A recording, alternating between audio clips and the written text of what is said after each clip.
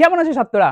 আমি সুলতান স্যার অষ্টম শ্রেণীর ইতিহাসের চতুর্থ অধ্যায় ঔপনিবেশিক অর্থনীতির চরিত্র পার্ট 3 আজকে পড়াবো। পার্ট 1 এবং পার্ট 2 পড়িয়েছি, তোমরা যদি না দেখে থাকো তো গিয়ে দেখে নাও। চলো, প্রত্যেক দিনের মতো তোমাদেরকে দেখাচ্ছি। এটা হচ্ছে তোমাদের বই অতীত ঐতিহ্য অষ্টম শ্রেণীর, এবং এইদিকে সূচিপত্র আছে। সূচিপত্র কি? ঔপনিবেশিক অর্থনীতির চরিত্র। তো চলো পার্ট 3 আমরা বুঝে নিই। পার্ট 3 তে থাকছে কি না, শিল্প বাণিজ্য বা শুল্ক নীতি। যে শিল্প কেমন ছিল, বাণিজ্য কেমন ছিল, শুল্ক নীতি কেমন ছিল, সেগুলো তোমাদের ডিটেলস একটু বুঝে নিতে হবে। দেখো, 1757 খ্রিস্টাব্দে পলাশির যুদ্ধের সময় পর্যন্ত ব্রিটিশ ইস্ট ইন্ডিয়া কোম্পানি মূলত একটি বাণিজ্যিক সংস্থা ছিল। তারা কি করতো না, এখানে তারা ব্যবসা করতো। কি ব্যবসা করতো না, নানা ধরনের যে জিনিসপত্র আছে, যেমন দামি ধাতু, নানা রকম জিনিসপত্র ভারতের আমদানি করতো। আমদানি মানে নিয়ে আসা। কোনো জিনিস যদি বিদেশ থেকে আমাদের দেশে নিয়ে এসে ব্যবসা করে, সেটাকে বলে আমদানি। তার বদলে কোম্পানি মশলাপাতি এবং কি না কাপড় রপ্তানি করতো ব্রিটেনে। তাহলে কি রপ্তানি মানে কি, আমাদের দেশ থেকে অন্য কোনো দেশে নিয়ে যে ব্যবসা করলে সেটাকে বলা হয় রপ্তানি। তাহলে কি করা হতো না, হতো মশলাপাতি, আর সাথে সাথে কি করা হতো না কাপড়। তাহলে আমাদের দেশে কাপড় ও মশলাপাতির একটা বিশাল বাজার ছিল, বুঝতে পেরেছো? তাহলে এখান থেকে বিদেশে রপ্তানি করা হতো। কিন্তু ব্রিটেনের বস্ত্র উৎপাদকরা কোম্পানির এই রপ্তানিতে খুশি ছিল না। তারা ব্রিটেনের সরকারকে চাপ দিতে থাকে যাতে ব্রিটেনের ভারতীয় দ্রব্য বিক্রি আইন করে বন্ধ করা হয়। তাহলে কি, যে ব্রিটেনের যারা যে সমস্ত ব্যবসায়ীরা ছিল বড় বড়, সেই ব্যবসায়ীরা অসন্তুষ্ট ছিল। কেন? তখন ভারতের যে কাপড় শিল্প ছিল, সে কাপড় পৃথিবীতে বিখ্যাত ছিল, ইউরোপে তো বহুত চাহিদা ছিল। তারা এই সুতির নরম সুন্দর বস্ত্র অত্যন্ত হারে পছন্দ করত, এবং ভারতের যে মশলা, সেই মশলা অত্যন্ত ভাবে পছন্দ করতো। তো ইউরোপীয় এখানে মশলা পছন্দ করবে বলবেন স্যার? কারণ হচ্ছে ইউরোপীয়রা মাংস খেতে খুব পছন্দ করে, তাই মাংস খাবার জন্য মশলার প্রয়োজন। তাই ভারতের মশলা এবং কাপড়ের প্রচুর চাহিদা থাকার কারণে ব্রিটিশ যে কোম্পানিরা ছিল, তারা সরকারকে চাপ দিতে শুরু করে যে ভারতের যে মশলা আছে, ভারতের যে কাপড় শিল্প আছে, তা এই ব্রিটেনে ব্যবসা করতে বন্ধ করুন এবং একটা আইন তৈরি করুন। এটাকে সরকারকে চাপ দিতে সৃষ্টি করলো। তাহলে কি হলো, একদিকে কি করলো, সরকারকে চাপ দিতে শুরু করলো। দেখো, 1800 শতকের মাঝামাঝি থেকে ইংল্যান্ডে কাপড় শিল্পে নতুন নতুন প্রযুক্তি প্রয়োগ করে উৎপাদন বাড়ানো এবং দ্রব্যের মান ভালো করা হতে থাকে। তাহলে 1800 শতকে তোমরা তো জানো যে ইউরোপে একটা রেভলিউশন হয়েছিল। রেভলিউশনটা কি না, হচ্ছে ইন্ডাস্ট্রি রেভলিউশন। বিভিন্ন যন্ত্রপাতি আবিষ্কার হয়, সেই যন্ত্রপাতির কারণে কি করলো না, কাপড় শিল্পকে ব্রিটেনে কি হলো না, উন্নত করতে চেষ্টা করলো, ও তাড়াতাড়ি যাতে বেশি প্রোডাকশন করা যায় তা তারা করতে শুরু করলো। সেই মোতাবেক 1720 খ্রিস্টাব্দে আইন করে ব্রিটেনের সুতির কাপড় ব্যবহার বন্ধ করে। তাহলে কি হলো, যে ব্যবসায়ীরা চাপ দিতে সৃষ্টি করেছিল, সেই চাপের কারণে ব্রিটেন সরকার 1720 খ্রিস্টাব্দে একেবারে ভারতীয় কাপড় যাতে ব্রিটেনে ব্যবসা না করা হয় তার জন্য আইন জারি করে দিল। পাশাপাশি অন্যান্য কাপড় আমদানির উপরেও চড়া শুল্ক চাপানো হয়েছিল। কিন্তু এসব প্রতিরোধ সত্ত্বেও 18 শতকের মাঝামাঝি পর্যন্ত ইউরোপে বাজারে ভারতীয় বস্ত্রের, দেখো ভারতীয় যে কাপড়ের ব্যবসা ছিল, ভারতে যে কাপড় তৈরি হতো, তোমরা সেই গান্ধীজির যে চরকা দেখেছো, চরকা তো অনেকে আজকে আধুনিক দিনে তারা মজা করে বলে চরকা, ওই চরকা দিয়ে যে কাপড় তৈরি হতো সেই সময়ের পুরো বিশ্বে বিখ্যাত ছিল। তাই কি যে তখন কিন্তু একটা আইন করে বন্ধ করে দেওয়া হলো, তার সত্ত্বেও কিন্তু ইউরোপে এই ভারতীয় বস্ত্রের চাহিদা ছিল। বুঝতে পারলে? আমি সবসময় বলি যে আমরা ইতিহাস বুঝতে গেলে একটু পটভূমি জানতে হবে, একটু আমাদের পেছনে গিয়ে তার কাহিনী জানতে হবে। জানতে পারলে আমরা ইতিহাসকে গল্পের মতো মনে রাখতে পারবো, এবং সমস্ত কিছু প্রশ্ন উত্তর একেবারে মনের মতো করে লিখে ফেলতে পারবো খাতায়। দেখো, পলাশির যুদ্ধের যে 1757 খ্রিস্টাব্দে হয়েছিল সে সবাই জানো। পরে কি ব্রিটিশ ইস্ট ইন্ডিয়া কোম্পানি ও তার প্রভাব, তো এই যে কি প্রভাব পড়লো না, রাজনৈতিক নিয়ন্ত্রণ ও আর্থিক ক্ষমতা। পলাশির যুদ্ধের পর কি হলো না, কোম্পানি ভারতের ব্যবসা বাণিজ্যকে নিয়ন্ত্রণ করার কি জায়গায় চলে আসে, এবং বাংলা রাজস্বের অর্থ মানে যে টাকাটা এরা কি ট্যাক্স বা কর পেত, খরচ করে ভারতীয় দ্রব্য রপ্তানি করত। তাহলে কি ভারতীয় দ্রব্য রপ্তানি করার জন্যও তারা খরচ করতো কিসে, না আমাদের বাংলারই এই যে রাজস্ব টাকা পেত সেখান থেকে। কারণ তাদের রাজনৈতিক ক্ষমতা তাদের হাতে চলে গেছে। 1757 সালে যারা তখন যখন পলাশী যুদ্ধ জিতে গেল, তখন তারা কি বাংলা তাদের হাতের মুঠোয় এসে গেল। যার হাতে সরকারের ক্ষমতা এসে যাবে, তার হাতে রাজনৈতিক ক্ষমতা এসে যাবে। সাথে সাথে কি হলো, শুল্ক নীতি ও একচেটিয়া অধিকার। তাহলে কি তারা শুল্ক নীতি প্রয়োগ করলো, কারণ তাদের হাতে রাজনৈতিক ক্ষমতা আছে। রাজনৈতিক ক্ষমতার অপব্যবহার করে দেশীয় বাণিজ্যের শুল্ক নীতি নির্ধারণ করতে শুরু করে ভারতীয় ও অন্যান্য প্রতিদ্বন্দ্বী বিদেশি বণিকদের। দেখো বণিক মানে কি, ব্যবসায়ী, বাজার থেকে হাঁটিয়ে দেয়। তারা পরিকল্পনা করে ভারতীয় যারা ব্যবসায়ী তাদেরকে এবং যারা বিদেশ থেকে অন্যান্য দেশ থেকে, দেখো এখানে তো শুধুমাত্র ইংল্যান্ডরা ব্যবসা করতে আসেনি, এখানে এসেছিল পর্তুগিজরা, যা এবং তারা যারা ফরাসি তারা এসেছিল, বিভিন্ন দেশ থেকে এখানে ব্যবসা করতে এসতো। তার মধ্যে একটা বড় ও শক্তিশালী ব্যবসায়ী ছিল ব্রিটিশরা। তারা কি করলো, যাদের প্রতিদ্বন্দ্বী সবাইকে হাঁটিয়ে দিল। তাহলে কি আমি একা এবার ব্যবসা করব। এই যে কাপড়ের ব্যবসাকে হাঁটানোর জন্য কি করেছিল, না তারা এই কাপড়ের ব্যবসা ভারতবর্ষ থেকে কমজোরি করে দেওয়ার জন্য তাঁতিদের উপরে কি করেছিল, তারা অত্যাচার করেছিল। সেই তাঁতিদের উপরে অত্যাচারটা কি, তাঁতিদের উপরে অত্যাচার, দেখো তাঁতি বলতে কি, যারা তাঁত বনে, তাঁত মানে হচ্ছে যারা কাপড় বা বস্ত্র তৈরি করে, তাদেরকে বলা হতো তাঁতি। ঠিক আছে, বাংলার তাঁতিদের সস্তায় দ্রব্য বিক্রি করতে বা কোম্পানির বেঁধে দেওয়া দাম মেনে নিতে বাধ্য করা হয়। তাদেরকে বলা হলো যে আমরা যেই দাম বেঁধে দেব সেই দামেই তোমাকে তোমার কাপড় বিক্রি করতে হবে। অনেক সামান্য মজুরিতে কোম্পানির হয়ে বস্ত্র উৎপাদন করতে হতো। কেন, তারা কি করতো, যে কোম্পানির হয়ে কি বস্ত্র উৎপাদন করতেন, তাহলে তাদেরকে অনেক সস্তায় বস্ত্র উৎপাদন করার জন্য বাধ্য করা হয়েছিল। কাঁচা সুতো বিক্রির ব্যবসায় কোম্পানি একাধিপত্য তৈরি করায় তাঁতিদের চড়া দামে কাঁচা সুতো কিনতে হতো। দেখেছো তোমরা কর্পাস শিল্প বা তুলো শিল্পে একেবারে একচেটিয়া কাদের দখল ছিল, না ব্রিটিশদের দখল ছিল। তো অবভিয়াসলি ওখান থেকেই সুতো তৈরি হয়, তাই সুতোতে তারা দাম বাড়িয়ে দেয়। তো কাপড় তৈরির কাঁচা যদি মাল বলি, কাঁচা মালটা কি, না হচ্ছে যে সুতো। তো সুতোতে তারা কি হলো, দাম বাড়িয়ে দিল এবং কি চড়া দামে কাঁচামাল কেনা এবং সস্তা দামে তৈরি দ্রব্য বিক্রিতে বাধ্য হবার ফলে বাংলার তাঁত শিল্প ক্ষতিগ্রস্ত হতে থাকে। তাহলে যদি তোমরা বুঝতেই পারছো, যখনই কেউ একটা দামে কিনবে কাঁচামাল এবং সে যখন কম দামে বিক্রি করবে, তার কি হবে, লাভ হবে না। লাভ না হলে কি হবে, সেই ব্যবসাটা কি ধ্বংস হয়ে যাবে। তাহলে আমি যদি 5 টাকা দিয়ে একটা সুতো কিনি এবং আমি সেটাকে তৈরি করতে যদি আমার 5 টাকা লাগে, তাহলে ওটার দাম হলো 10 টাকা, তাহলে আমাকে ওটাকে 15 টাকায় বিক্রি করতে হবে। কিন্তু কেউ যদি নির্ধারণ করে দেয় ওটাকে 12 টাকায় বিক্রি করতে হবে, তাহলে আমার অবভিয়াসলি অনেক লাভ কম হবে। সেটাই হয়েছিল। কাপড় শিল্পের সাথে সাথে বস্ত্র শিল্প তারা ধ্বংস করেছিল। তো বস্ত্র শিল্প ধ্বংসর মেন কারণ কি, না একমুখী বাণিজ্য নীতি। তাহলে ব্রিটিশরা তারা একমুখী বাণিজ্য নীতি তৈরি করলো, যার ফলে ভারতীয় হস্তশিল্প সস্তা ব্রিটিশ পণ্যের সাথে প্রতিযোগিতা করতে পারেনি। চড়া দামে কাঁচামাল কেনা এবং সস্তা দামে তৈরি দ্রব্য বিক্রিতে বাধ্য করা হলো। এখানেও একই সেম অবস্থা হলো, যে একচেটিয়া বাণিজ্য নীতি এবং চড়া দামে কাঁচামাল ও সস্তা দামে বিক্রি। এ দেখো হস্তশিল্প তোমরা দেখবে এখনো বিভিন্ন মেলাতে দেখবে হস্তশিল্প হয়। হস্তশিল্প মানে কি, হাতে তৈরি শিল্প। তোমরা দেখতে পাবে যে আমাদের বিভিন্ন জায়গায় মেলা হয়, সেখানে হস্তশিল্প বলে বড় করে লেখা থাকে।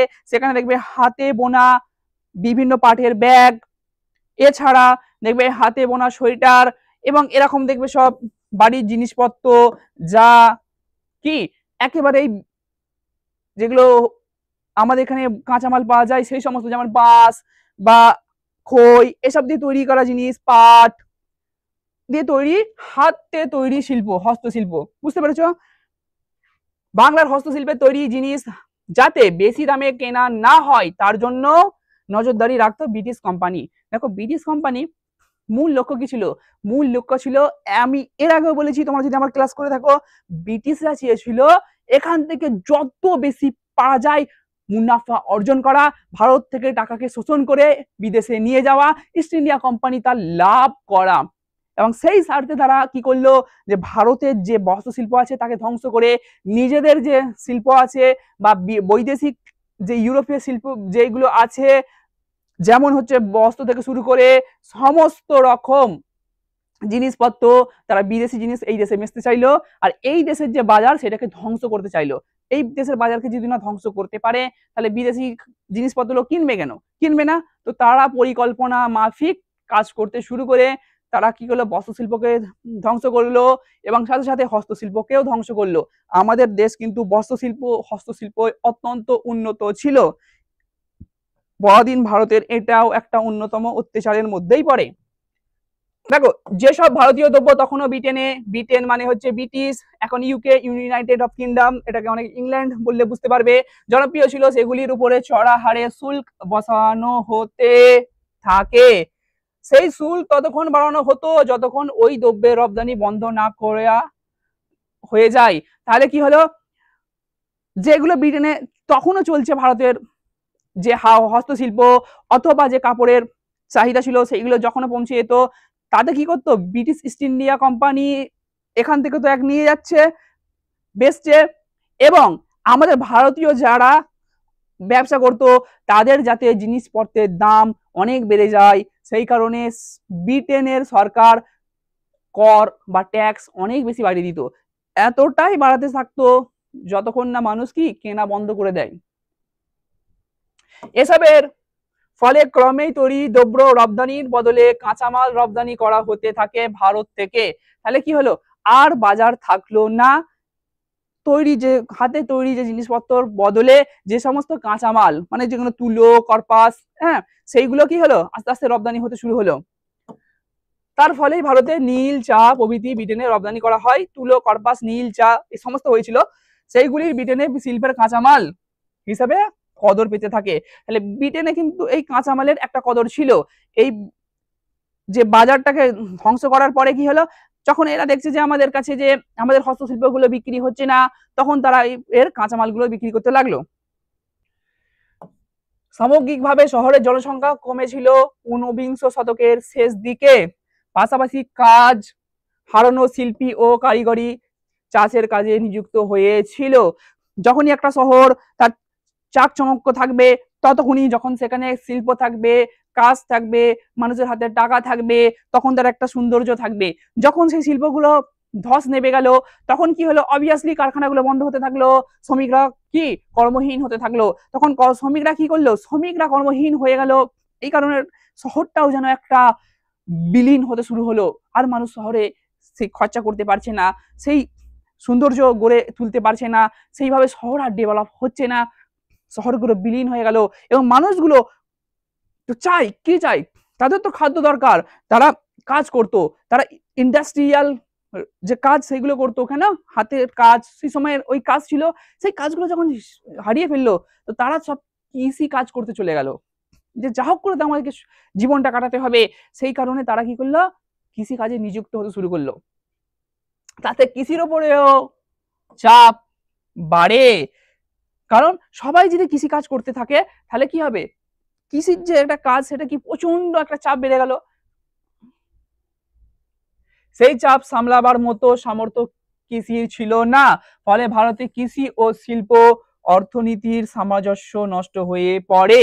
তাহলে একটা যে অর্থনীতি আছে যে কৃষির সঙ্গে এবং কি শিল্পের সঙ্গে, সেই যে কৃষি শিল্পর যে সামঞ্জস্য অর্থনীতি সেটা কি হলো, একেবারে ক্লপস হয়ে গেল, ভেঙে পড়ে গেল। বিশেষত রেলপথের প্রসার ঘটার সঙ্গে সঙ্গে গ্রামীণ কারিগরি শিল্পের হাল খারাপ হতে থাকে। তো এতক্ষণ আমরা শহরের দেখছিলাম যে শহরের শিল্পগুলো ধ্বংস হলো, দেখো রেলপথ যখন তৈরি হয়ে গেল তখন গ্রামীণ শিল্প কিন্তু ধস নামলো। কেন? কারণটা হলো যে বিচ্ছিন্ন গ্রামগুলির ভিতরে গ্রামীণ হস্তশিল্প চাহিদা ছিল, কিন্তু রেলপথের মাধ্যমে গ্রামগুলির পরস্পর সংলগ্ন হয়ে পড়ার ফলে গ্রামের স্থানীয় বাজারেও ব্রিটিশ দ্রব্যের অনুপ্রবেশ ঘটে। ফলে বাজারে প্রতিযোগিতায় গ্রামীণ পণ্য দ্রব্যগুলির পিছু হাঁটতে থাকে।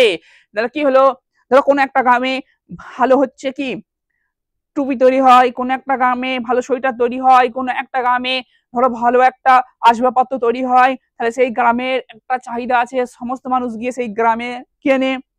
কিন্তু যখন রেলপথ হয়ে গেল, বিদেশি পণ্যগুলো কম দামে, অবভিয়াসলি যখন তারা এখানে কাঁচামাল বেশি দামে কিনছে, কম দামে বিক্রি করছিল, তাদের একটা বাজার ছিল, কিন্তু বিদেশি যখন এসে গেল জিনিসপত্রগুলো, সেগুলো কম দামে বিক্রি হতে শুরু হলো রেলপথের মাধ্যমে।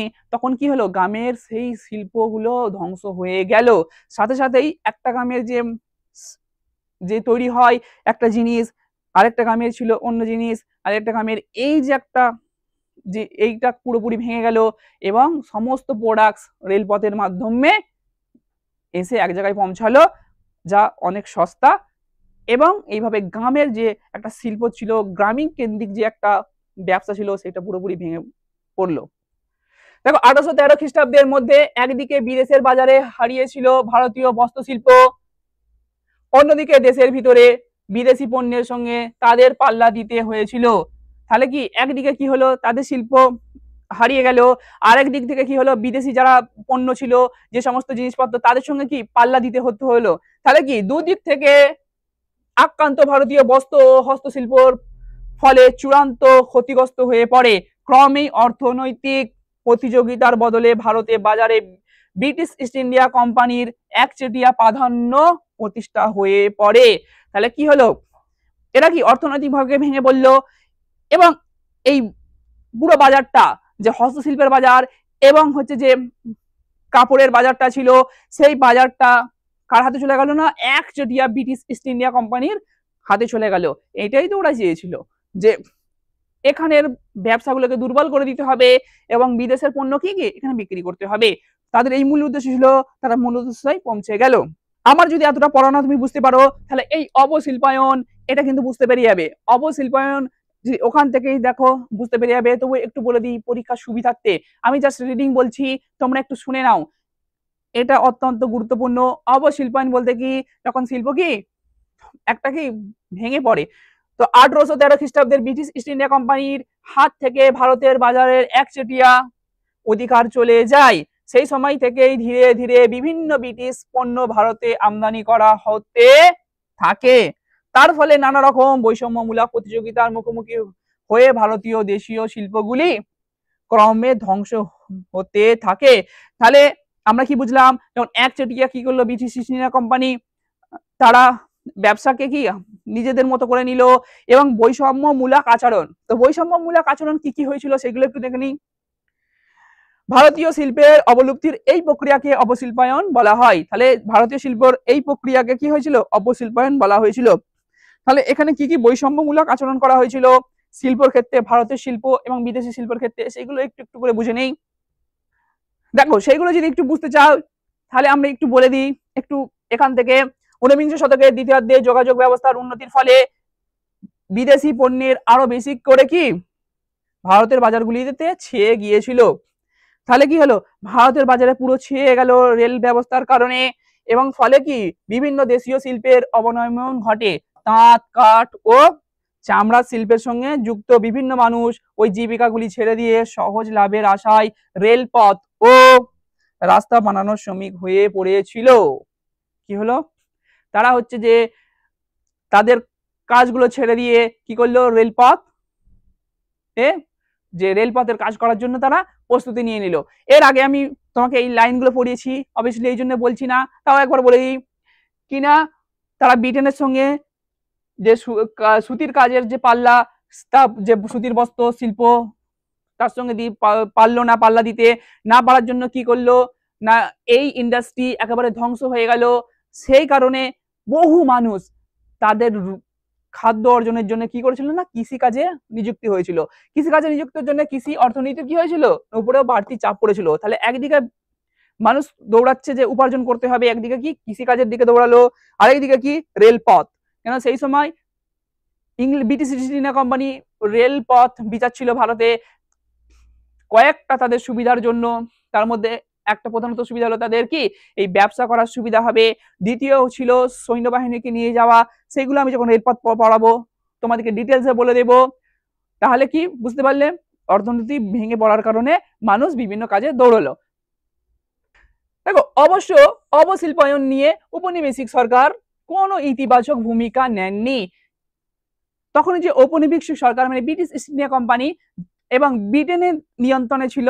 ব্রিটেন তো বিদেশ, তখন তোমরা তো জানো যে ব্রিটেনও নিয়ন্ত্রণ করছিল, কিন্তু ওরা কি কোনো রকম রেসপন্সিবিলিটি নেয়নি যে এখানকার যে কৃষক আছে বা যারা ব্যবসায়ী আছে তাদের কি অসুবিধা হচ্ছে সুবিধা হচ্ছে, তারা একেবারেই বুঝতে চায়নি, তারা শুধু ব্যক্তিগত স্বার্থটাই দেখেছে।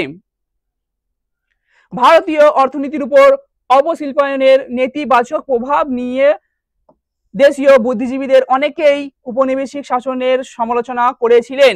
তাহলে কি এই যে উপনিবেশিক যে একটা হয়েছিল, কি হয়েছিল না, অর্থনীতি অবশিল্পায়ন, এই অবশিল্পায়নে কিন্তু কোনো নেতিবাচক দিক দেখা যায়নি, পুরোটাই হচ্ছে এটা কোনো ইতিবাচক দিক দেখা যায়নি, পুরোটাই হচ্ছে নেতিবাচক।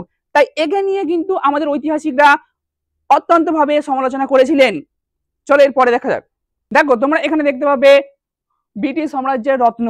দেখো ব্রিটিশ, তোমরা জানো একটা কথা যে ব্রিটিশদের কি সূর্য অস্ত যেত না, এর মানে কি, এর মানে হচ্ছে যে বহু দেশ ব্রিটিশরা কি শাসন করেছিলেন এবং একটা দেশের সূর্য অস্ত যায় তো আর একটা দেশে সূর্য উদয় হয়। তাই অনেক দেশ তারা শাসন করলেও এই ঔপনিবেশিক শাসনের রত্ন ছিল একমাত্র ভারতবর্ষ, কারণ ভারতবর্ষ হচ্ছে সোনার চিড়িয়া, এখানে সম্পদের কোনো অভাব ছিল না, এখানে শিল্প ব্যবসা বাণিজ্য করার উপযুক্ত জায়গা ছিল, তাই এই ভারতকে তারা রত্ন রূপে দেখেছিলেন। তো দেখা যাক 1800 শতকের শেষ দিকে ভারত, এ দেখো 1800 শতকের শেষ দিকে, 1800 শতক বলতে কিন্তু 1800 নয়, 1700 সামথিং বললেই 1800 হয়, এটা তো তোমরা জানোই। পরবর্তী 1.5 শতকের উপনিবেশিক ব্রিটিশ প্রশাসন ভারতের অর্থনীতিকে ব্রিটিশ সাম্রাজ্যের স্বার্থে পরিচালিত করতে উদ্যোগী হয়েছিল। তাহলে কি হলো, তারা তাদের ব্রিটিশদের যে স্বার্থ, সেই স্বার্থ মেটানোর জন্য তারা উদ্যোগী হলো এবং 1857 খ্রিস্টাব্দের বিদ্রোহের পরে বলা হয় ভারতের ব্রিটিশ শাসন ব্যবস্থার যাবতীয় খরচ ভারত থেকেই আদায় করতে হবে। তো তোমরা জানো যে 1857 যে বিদ্রোহ হয়েছিল তারপর থেকে তারা কি ভাবলো যে ভারতের যাবতীয় খরচা হচ্ছে সেই খরচগুলো আমরা ভারত থেকেই তুলে নেব, বুঝতে পারছো। তবে ব্রিটিশ সাম্রাজ্যের প্রয়োজনে যথেষ্টভাবে ভারতীয় সম্পদ ব্যবহার করা যাবে। তাহলে কি একদিকে তো তারা যে এখানে তাদের সাম্রাজ্য চালানোর জন্য যা খরচা লাগবে সব ভারতীয়দের উপরে দিয়ে তুলবে, তাছাড়াও তাদের যা সম্পদ তারা নিজেরা ব্যক্তিগতভাবে ব্যবহার করবে সেটাও কিন্তু ভারত থেকেই তোলা হবে। ভারতের বাজার ব্রিটিশ পণ্যের জন্য উন্মুক্ত হয়। আর কি করেছে না, ভারতের বাজারকে কি করলো না, একেবারে উন্মুক্ত করলো ভাবে তৈরি কি করলো না, যাতে এখানে ব্যবসা বাণিজ্য তারা করতে পারে। 1914 খ্রিস্টাব্দ নাগাদ ব্রিটেনের লঙ্কাশারের তৈরি সুতির কাপড়ের 85%, মানে ভারতে যদি 100টা কাপড় বিক্রি হয় তার মধ্যে 85টা কাপড়, বুঝতে পারছো, ভারতে বিক্রি হতো। তাহলে এক সময় কি হতো, এক সময় ছিল ভারতের কাপড় বিদেশে রপ্তানি করা হতো, যে ভারতের সুতির কাপড় অত্যন্ত জনপ্রিয় ছিল ইউরোপে, ইউরোপীয়রা ভারতের তৈরি চরকার যে সুতি কাপড় পরতো এবং ভারতীয় তো পুরোপুরি 100%ই এখানের কাপড় কি কনজিউম করতো। বাট কি হলো না, 1914 খ্রিস্টাব্দের মধ্যে তারা এই যে বাজারটাকে ধ্বংস করে দিল এবং নিজেদের জন্য ব্যবসার একেবারে বাজার তৈরি করলো এবং 85% ভারতে তাদের পণ্য বিক্রি করতে সার্থক হলো। ভারতীয় রেলের ব্যবহৃত লোহা ইস্পাতের 17%, মানে 100 মধ্যে যদি বলি 17% কি করলো, লোহা ইস্পাত কি আসতো ব্রিটেন থেকে। দেখো আমাদের এখানে লোহা ইস্পাতের কোনো অভাব ছিল না, কিন্তু তারা ব্যক্তিগত স্বার্থে 17% কি লোহা ইস্পাত ব্রিটেন থেকে নিয়ে আসতো। অর্থাৎ উপনিবেশ হিসাবে ভারতীয় শিল্প বাণিজ্যের অভিমুখ শাসক ব্রিটেনের স্বার্থেই পরিচালিত হতো। তাই ব্রিটিশ সাম্রাজ্যের মধ্যে ভারতকেই সব থেকে বেশি রত্ন হিসাবে বর্ণনা করা হতো। তাহলে তারা পৃথিবীতে বিভিন্ন দেশের যদি শাসন করেও এই ভারতেই তো তাদের অনেক মুনাফা হয়েছে, এখান থেকে তো তারা তাদের সম্পদ অনেক বাড়িয়ে তুলেছে, যেমন ব্রিটিশ সরকার তুলেছে তেমন ইস্ট ইন্ডিয়া কোম্পানি একই সাথে তুলেছে এবং সাথে সাথে যারা ব্যবসায়ী ছিল, যারা ইনভেস্ট করতো ইউরোপীয়রা, তারাও এখান থেকে বহু উপার্জন করেছে, সেই কারণে তাদের চোখে রত্ন ছিল ভারত। ওকে, তাহলে কি বুঝলে তোমরা, একদিকে কি হলো না আমাদের শিল্প ধ্বংস হলো, অন্যদিকে তারা তাদের শিল্পের বাজার তৈরি করলো। তাহলে এই শিল্পের বাজার কোথায় কোথায় তৈরি করেছিল এবং কারখানাগুলো কোথায় ছিল সেগুলো একটু বুঝে নাও। দেখো, ঊনবিংশ শতকের দ্বিতীয় ভাগে ভারতে বেশ কিছু যন্ত্র নির্ভর শিল্প তৈরি হতে থাকে। তাহলে এর আগে কি ছিল? চরকায় হাতে তৈরি, এবার কিসে হলো না যন্ত্রতে। আমি তো বলেছি ইউরোপে কি হয়েছিল না, ইন্ডাস্ট্রি রেভলিউশন এবং যন্ত্রপাতি তৈরি হতে শুরু হয়েছিল। তো সেটা এবার ভারতে এসে ব্যবসা করতে তারা শুরু করলো। 1850-এর দশকে সুতির কাপড়, পাট, কয়লা শিল্প তৈরি হয়েছিল। 1853 খ্রিস্টাব্দে বোম্বাইতে, দেখো বোম্বাই তখন নাম ছিল, এখন বর্তমানে নাম হচ্ছে মুম্বাই, প্রথম সুতির কাপড় তৈরির কারখানা চালু হয়। তাহলে তোমাদেরকে যদি বলে প্রথম সুতির কাপড় তৈরির কারখানা কোথায় হয়েছিল, সেটা কি বলবে? বোম্বাইতে, বর্তমানে মুম্বাই। হুগলির, এইটা কিন্তু একটা শর্ট কোশ্চেন হিসাবে আসতে পারে, তোমরা ভালো করে দেখে রাখবে। হুগলির রিসরাই প্রথম পাটের কারখানা চালু হয় কত না 1855 খ্রিস্টাব্দে। ধীরে ধীরে সুতির কাপড় ও চটকল শিল্পে অনেক লোক কর্মী হিসাবে নিযুক্ত করা হতে থাকে। তারা কেন কর্মী হিসাবে নিযুক্ত করলো? এক তো চিপ লেবার, কম টাকায় কাজ করানো যাবে, সাথে সাথেই কি এখানকার যে কাঁচা মাল সেগুলো তাদের হাতে নিয়ন্ত্রণ ছিল, সেইগুলো তারা ব্যবহার করতে পারবে এবং তাদের শিল্পের মাধ্যমে তারা অনেক মুনাফা অর্জন করবে। সাথে সাথেই বিংশ শতকের গোড়ায় চামড়া, চিনি, লোহা, ইস্পাত, বিভিন্ন খনিজ শিল্প যেগুলো ছিল সেগুলো কি গড়ে উঠতে থাকে। এইসব শিল্পগুলির বেশিরভাগ কি ছিল? কাদের মূলধন ছিল? ইনভেস্টার কে ছিল? ইনভেস্টার ছিল ব্রিটিশ মূলধন বা বিনিয়োগ হতো। যারা ব্রিটিশ ছিল তারাই এতে বিনিয়োগ করতো। অবভিয়াসলি যারা যেহেতু বিনিয়োগ করছে তাহলে লাভের পার্সেন্ট কারা পাবে? তারাই পাবে। সস্তার শ্রমিক, কাঁচা মাল এবং চড়া হারে মুনাফা ব্রিটিশ কি বিনিয়োগকারীদের আকর্ষণ করে। ব্রিটিশ বিনিয়োগকারীরা দেখলো এখানে তো বিনিয়োগ করলে সস্তায় কি পাওয়া যায়? শ্রমিক পাওয়া যায়, কাঁচা মাল পাওয়া যায়, অনেক টাকা উপার্জন করা যায়, তো সবাই চলো এখানে ব্যবসা করি। ভারত ও আশেপাশের দেশগুলিতে উৎপন্ন দ্রব্য বিক্রির বাজারও ছিল। তাহলে বেশি দূরে যেতে হবে না, ভারতের আশেপাশে যে সমস্ত প্রতিবেশী দেশ আছে সেই দেশগুলোতে এই যে তৈরি করা পণ্য সেগুলো বিক্রি খুব সহজ করে দেওয়া যেত।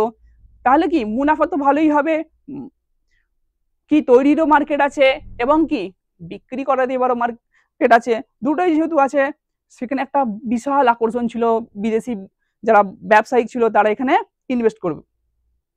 তাছাড়া উপনিবেশিক সরকারও ওই শিল্পগুলিকে নানাভাবে সহযোগিতা করেছিল। দেখো ব্যবসাগুলোকে কিন্তু সহযোগিতা করছে, কিন্তু যদি ভারতীয়রা ব্যবসা করতে চায় তাদেরকে কিন্তু সহযোগিতা করেনি। তাহলে ওরা ব্যবসার পক্ষে ছিল না, ওরা ব্যক্তিগত স্বার্থ ও ব্রিটেন ও ইউরোপের লাভের দিকেই তারা তাকিয়েছে। ভারতের সঙ্গে কি বৈষম্য করেছে? ভারতীয় শিল্প উদ্যোগীরা সেই সহযোগিতা পায়নি। ব্যাংক, যে দেখো কেউ যদি ব্যবসা করে তাকে কি করতে হবে? ব্যাংক থেকে লোন নিতে হবে, সেখানে ব্যাংক থেকে ধার পাওয়ার অথবা ব্যাংকের সুদের হারের ক্ষেত্রেও ভারতীয় ব্যবসায়ীদের সঙ্গে বৈষম্যমূলক আচরণ করা হতো। তাহলে ব্যাংকের থেকে যদি ধার নেওয়া হয় সেখানে বৈষম্য, সুদের হারেও বৈষম্য, এছাড়া কি বৈষম্য হয়েছে? দেখো সরকারের পরিবহন ও রেল ব্যবস্থার ক্ষেত্রেও ওই বৈষম্য লক্ষ্য করা যেত। তাহলে কি সরকারের যে রেল ব্যবহার করে লোক একটা ব্যবসা করবে সেই ক্ষেত্রেও কিন্তু বৈষম্য মানে কি দু রকম আচরণ করা হতো। যারা বিদেশি ব্যবসায়ী মানে বণিক, ইউরোপীয় ছিল বা ব্রিটেনের ছিল, তাদের ক্ষেত্রে কিন্তু ব্যাংকেও সুবিধা ছিল আর এই যে পরিবহন ব্যবস্থা সুবিধা ছিল। কিন্তু দেশীয় দ্রব্য পরিবহনের জন্য রেল মাসুলের হার ছিল চড়া। মাসুল বলতে এখানে কিন্তু তার যে টিকিট খরচা সে বা পরিবহনের যে খরচা সেটা কি অনেক বেশি নিত। ভারতীয় ব্যবসায়ীরা যদি করতে চাইতো ব্যবসা তাদের দিয়ে অনেক টাকা বেশি নিত। বরং বিদেশি দ্রব্য আমদানি করে কম খরচে বিভিন্ন বাজারে পৌঁছে দেওয়ার যে সুবিধা ছিল। এমনি ব্রিটিশ উৎপাদকরা উপনিবেশিক সরকারকে দেশীয় শিল্প বিরোধী অবস্থান নেওয়ার জন্য ক্রমাগত চাপ দিতে যেত। তারা কি করতো? উপনিবেশিক যারা ছিল তারা বিভিন্ন বাজারে কি খুব সহজে পৌঁছে যেত, তারা বিভিন্ন ভাবে সুন্দর করে ব্যবসা করতে পারতো এবং তারা কি সরকারকে চাপ দিত। তাছাড়াও দেশীয় শিল্প উদ্যোগীগুলো কয়েকটি অঞ্চলে সীমাবদ্ধ ছিল।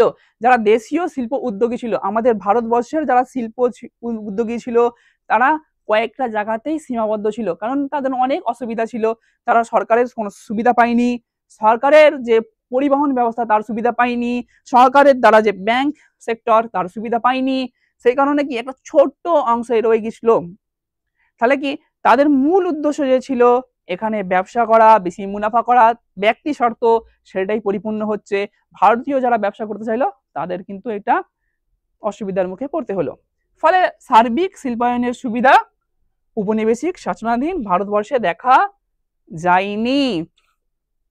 তাহলে দেখো, তোমরা এর আগেও দেখেছো যদি আমার ক্লাসগুলো করে থাকো যে তারা শিক্ষার উন্নতি করেছিল।